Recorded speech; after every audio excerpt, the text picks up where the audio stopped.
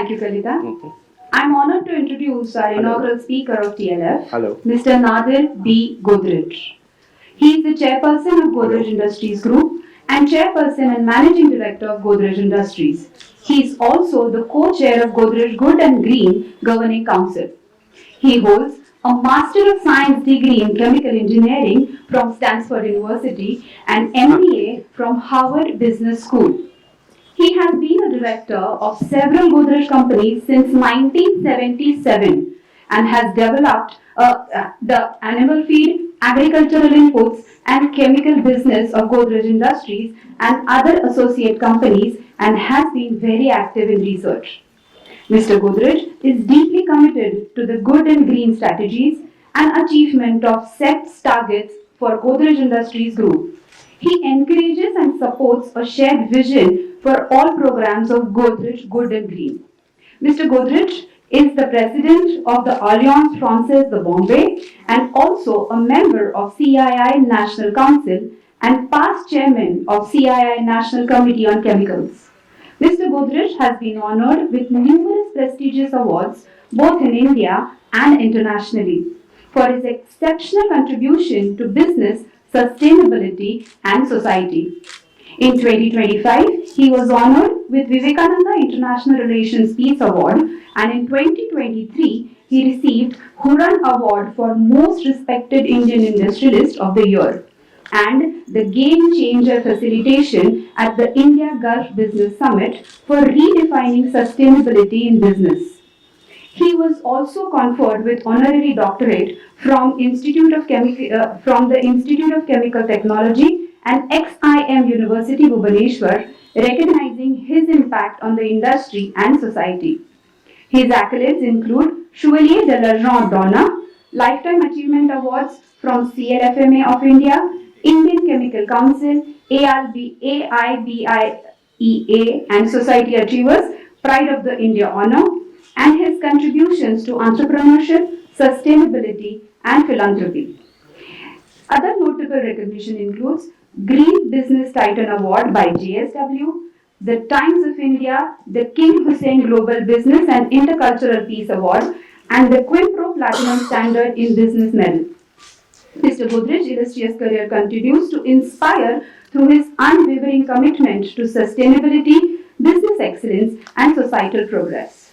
Mr. Godrej's, apart from his illustrious personal journey, his personal interests reflect in multifaceted personality. His passion spans science, linguistics, swimming, and poetry.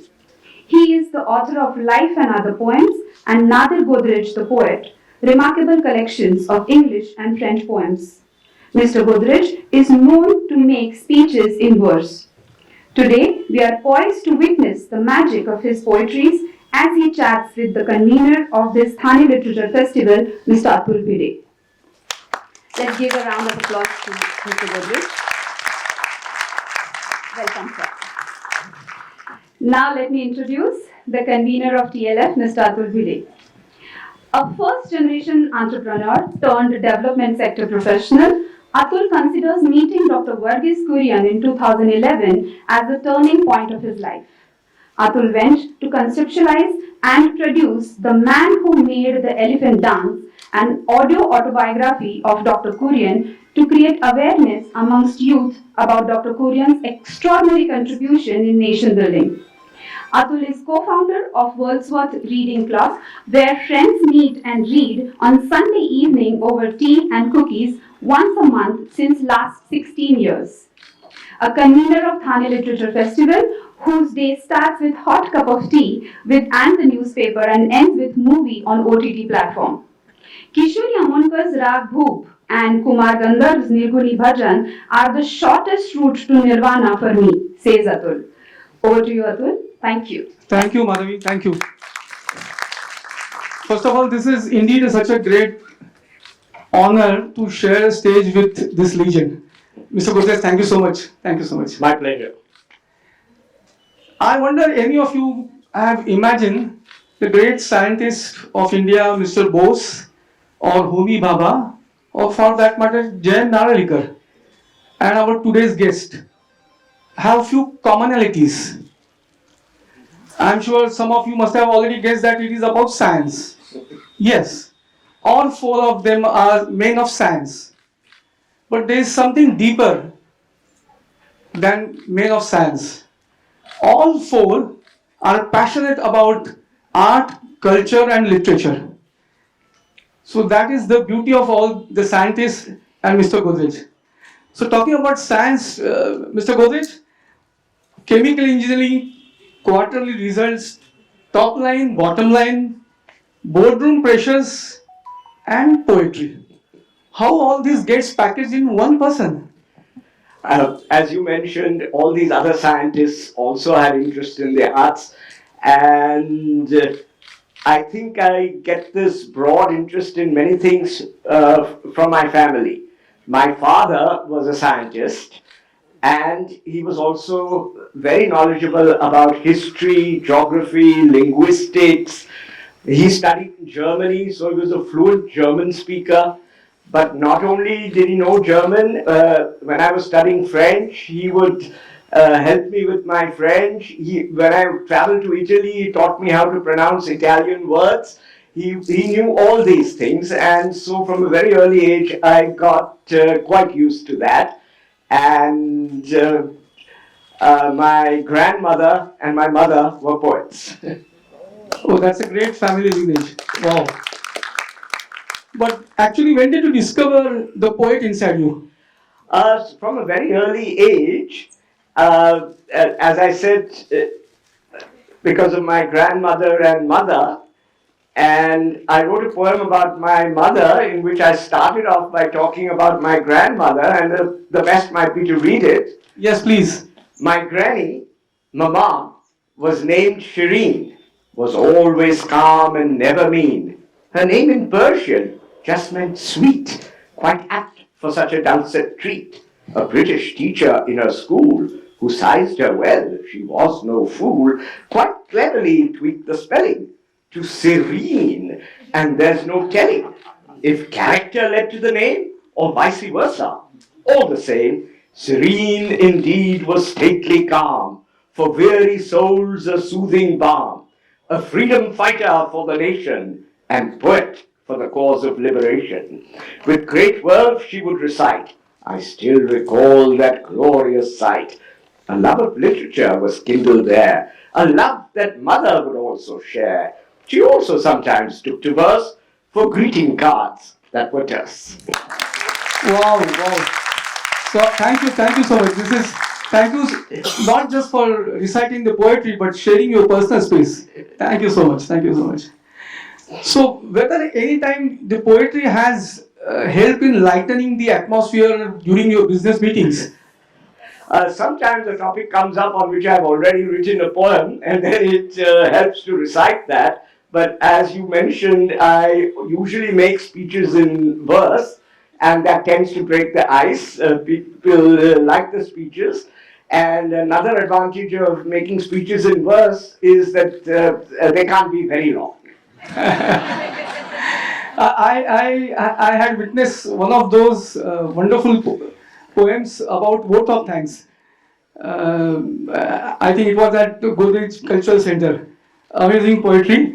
Uh, how about poetry and kids? Whether your poetry has helped in a way to soothe your kids during their childhood days or any of that sort? Absolutely. And my three sons, they all write poetry on occasion. And my middle son, Sorab, writes in different languages, usually writes birthday cards as a poem. And sometimes he writes the poem in 3 or 4 languages. He writes in Gujarati, he writes in English, he writes in French, and he writes in German. Wow, wow. And my youngest son, Hormuz, also at one time used to write rap songs. Wow. And, and at one of our awards functions, our communications team got me to recite my poem, and they played some music and they asked me to rap the poem. That reminds me of since you mentioned about languages. I suppose you know 5, 6 languages. Am I right? I did know 6 languages, but I can't say I can speak Russian today. Though at one time I was quite fluent. We did a lot of business with the Soviet Union, so I learned Russian at the House of Soviet Culture. And in my book, I have one poem I wrote to my Russian teacher. And because of her, I wrote my first Pushkin sonnet, because one day she said, it's the anniversary of Pushkin, we are going to have a function. I've called Nisim Ezekiel as the chief guest, and I want you also to speak. So then I wrote this poem, The Influence of Pushkin on Vikram Seth. I had read an article in Span magazine which described how Vikram Seth had read 2 translations of Evgeny Onegin, or as we say in English, Eugene Onegin. One translation was by Nabokov, a very literary translation, but in blank verse. And the other translation was by Charles Johnston in Pushkin sonnets. And so Vikram Seth wrote Golden Gate in Pushkin sonnets, and this poem, which I recited after Nisim Ezekiel spoke, in Pushkin sonnets, talks about all of this. Wow. So, and after that, I have written quite a few Pushkin sonnets, and some of my French poems are also Pushkin sonnets. It's a very interesting form where each quatrain has a different rhyming scheme. The 3 possible rhyming schemes are used, and then there is a couplet at the end. Can you have a little sample of that? Yes, I can read a little bit of the influence of Pushkin on Vikram Seth, and later I might recite a poem I wrote on Zoroastrians, which is also a Pushkin sonnet. Correct. The whole poem is quite long, but I'll read a little bit. Had I not written one short letter in which I mentioned Vikram Seth, perhaps it would have been much better for those of you with little faith in my admittedly poor talent. But some amongst you who are gallant and choose to lend at least 1 year, in cadence verse you shall all hear how Russia's scion Alexander Sergeyevich Pushkin wrote in verse, tetrameter, supple terse, now flows then ebbs, there's nothing grander, about his great protagonist, Eugene Onegin, amorist. His early verses were erotic, but then he wrote about revolt. The Tsarist times were quite despotic, and Pushkin was then forced to bolt to country home where isolation served as a source of inspiration. At court he leads his later life, but now he has a charming wife. Alas, she leads him to perdition, as she falls for Baron d'Antès, and Pushkin feels he's forced to press a challenge and uphold tradition. His line comes back to haunt him now, the bloom has withered on the bough. Thank you so much. So generally, what prompts you to write? A stress situation or a happy? When I first started writing in the 1980s, it was when I couldn't say something in prose or face to face, then I would write a poem and send it over. Later on, I started making speeches in verse. One of the early speeches in verse was this one about the influence of Pushkin on Vikram Seth. Another one was, as you mentioned, Vote of Thanks, which was at that time it was the Economic Times Harvard Business School Award. And I was representing Harvard Business School. So they asked me to give a vote of thanks. And I always thought a vote of thanks was a very funny sort of thing. So I said, what am I going to say? So I wrote this poem. I'll read the beginning. A vote of thanks, that thankless task. I don't know why they always ask. Some silly fool on the stage while all of you just seethe and rage. I do not wish to be a bore, so very soon I'll end this chore and let you go for food and booze. But while still here, feel free to snooze. I should devote the next few rhymes in praise of economic times. But since you heard what they have said, the learned speech already read, there's nothing further I can add except to say that I am glad that they were there to organize this function for which a prize is well deserved, as is the case with those who won the steeplechase, and so on. This is my favorite. This is an absolute favorite. So, and verse always eases the situation, I feel. And another advantage of verse is sometimes it's difficult to find a rhyme. And then you find an odd word as a rhyme. But often you can use that strange word which doesn't quite fit in to create a joke.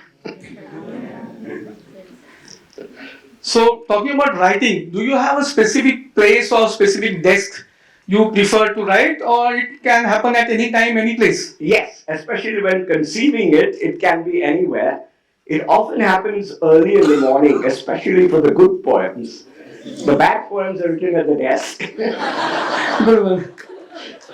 The good poems come in early in the morning, and there have been times when I've thought of poems while I'm swimming. Because you're swimming there for half an hour, what do? You think of a poem. So, while you start writing, how fluent it happens? Like you write a first draft and then you think over it, and then go back to that feeling and finalize it, or you just go in the flow and finish in one go. Usually it goes in a flow, but it always gets better if you go back to it. And here, what's very useful is my editor in chief, my dear wife, who has much higher standards than me. So if I show her something, she'll always have some wonderful suggestions, and then I have to do a lot of hard work. Talking about your wife, was it your poem that won Dr. Rati, or Well, as we discussed, there are many facets to me, so I think it was all of that, but I can think of one poem. It's called Maui. please? It's in this book, and the two of us, before we got married, spent some time on this island, this beautiful island called Maui in Hawaii. And the poem begins with, after all, I am a scientist, plate tectonics. I hope all of you are familiar with plate tectonics. If not, the poem will explain it. A crooked line has traced the fate of the wandering Pacific plate as it traverses a hot spot, creating islands dot by dot. And Maui was the one we chose. And there before us 2 humps rose. Maui, you see, is still intact. She's very young and still well stacked. Kukui now, my God, sorry.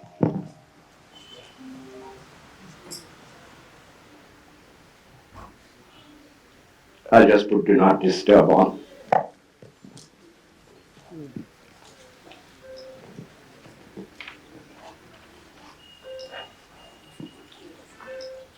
Maui, you see, is still intact. She's very young and still well stacked. Kukui now will slowly shrink as land below begins to sink. Haleakala on the fringe of the hot spot can have a binge, and someday soon the central plain will be submerged by sea and rain. So that's about the plate tectonics part, and then towards the end,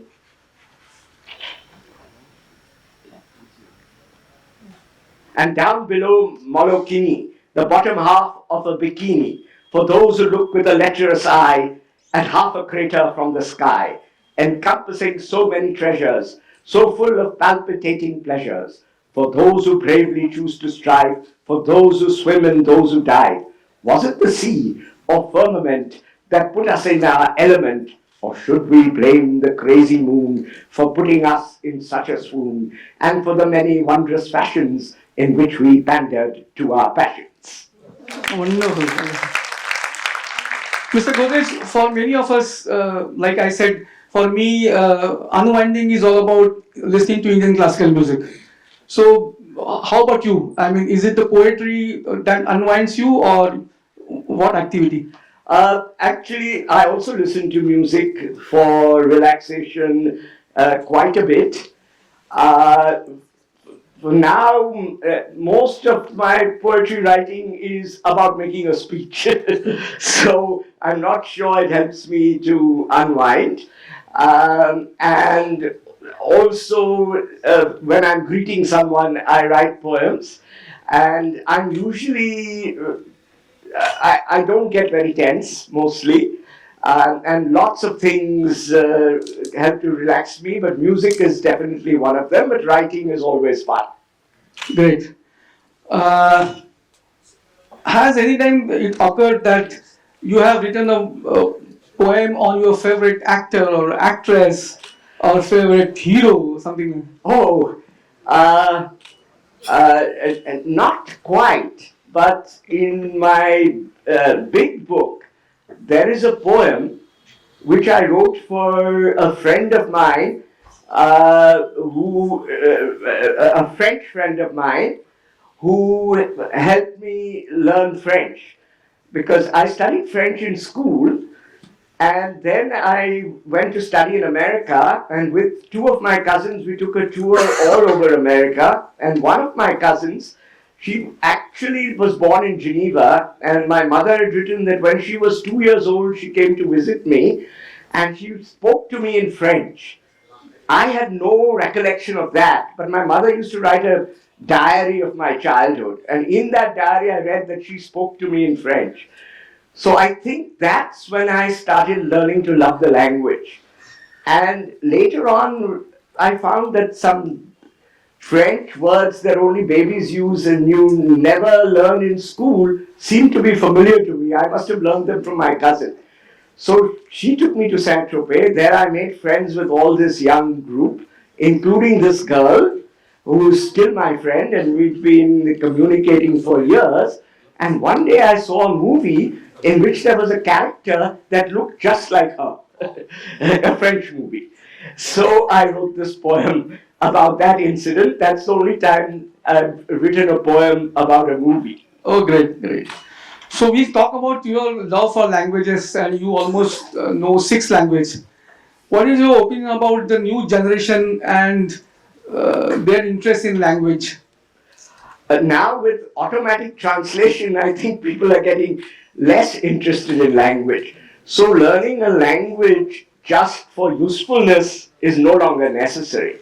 But learning a language to learn another culture is very important because language is transmitted, culture is transmitted by language. Absolutely. And what I find fascinating about French, I also speak German, but the French are a very interesting people. And if you know English and French, it's really fascinating because the English and the French for years were, I like to call them frenemies. They love each other and they hate each other. They make jokes about each other. And at the same time, they can't forget each other. And the British, especially in Victorian times, were very strict. So the only way for them to have fun was to go to France.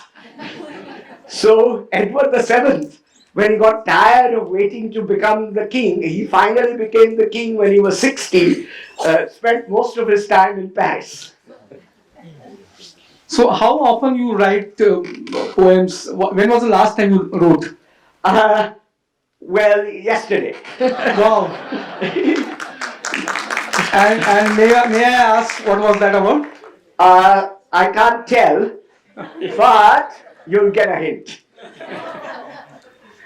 I recall there was one poem on the Godrej group itself. Several. Several, okay. I heard one. And lots of poems on the Godrej family, which also deals with the group. Yes, yes, yes. And of course on the Parsi community.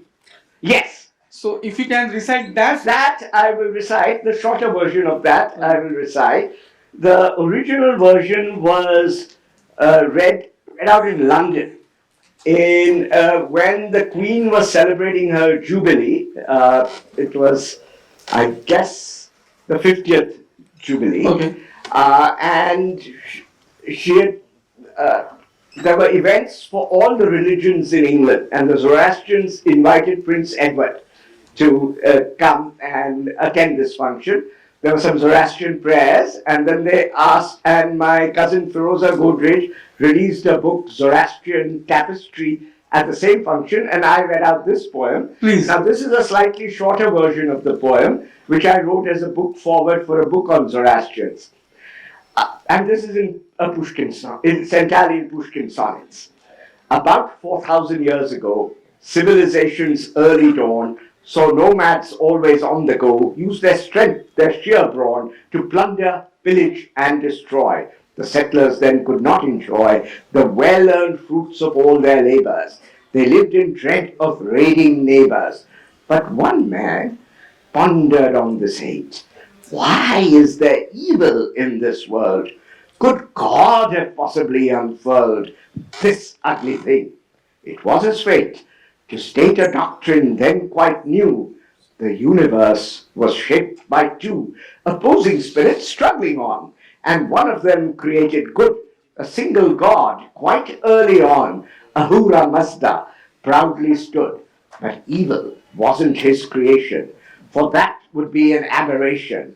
So Angra Mainyu, or Ariman, was the chosen name for the one responsible for evil's role. The role of man was to bravely fight for good and always spread the light. Defeating evil was the goal. Good thoughts, good words, good deeds, the way. His followers could always stay engaged in this important battle. This was the teaching of Zoroaster, and I think it is no idle prattle to state that he was quite the master. Religions then placed gods Religions then placated gods. The people tried to fight the odds by sacrificing what was dear to any force inspiring fear. But now we see a newer height. We should ensure that good prevails and ultimately evil fails. We are important in this fight, and ethics is religion's pillar.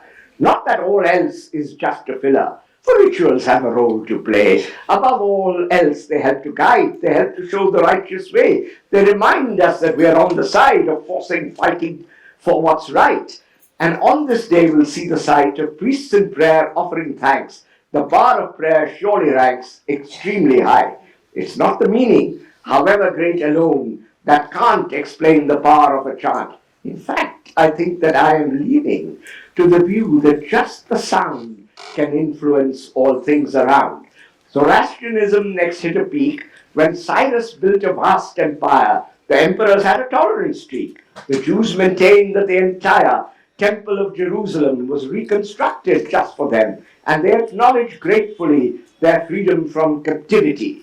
Perhaps at this stage it would be wise to talk about the exchange of ideas over a wide range. The devil, hell, and paradise around this time spread to the west, as many scholars can attest.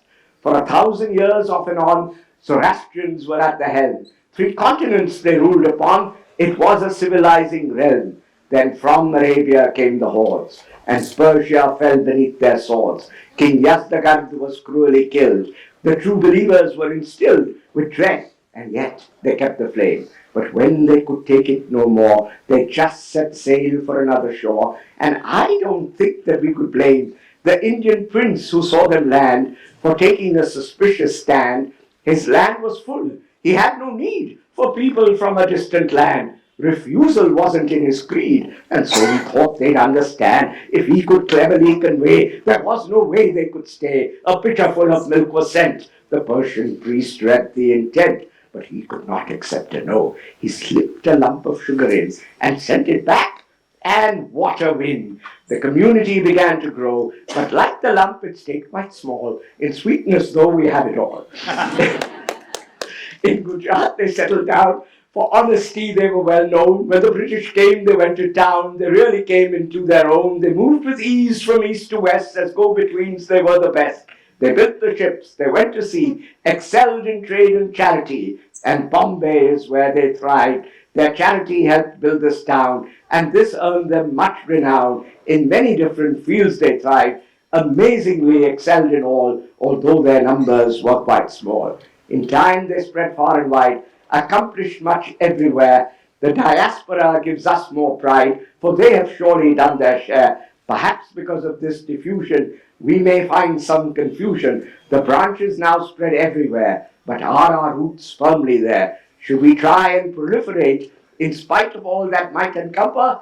or our fine attempts to raise our number, or should we try and propagate our beliefs and thoughts far and wide to outlive our demographic slide? Wow. Absolutely on the topic. Thank you.